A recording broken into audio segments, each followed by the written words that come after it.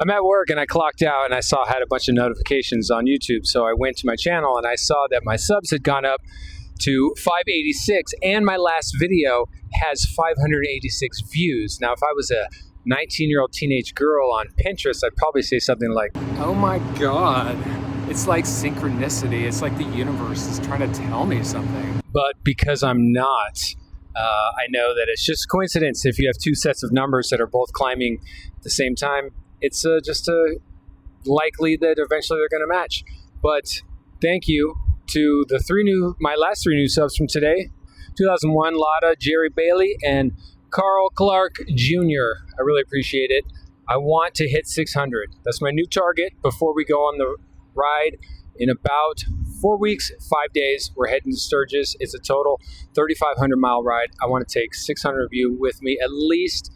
Lots of lives, lots of videos. I want to show you the sights, show you the Sturgis rally if you've never seen it. It's my first time. I can't wait. I'm really excited. Keep the shiny side up and stay safe.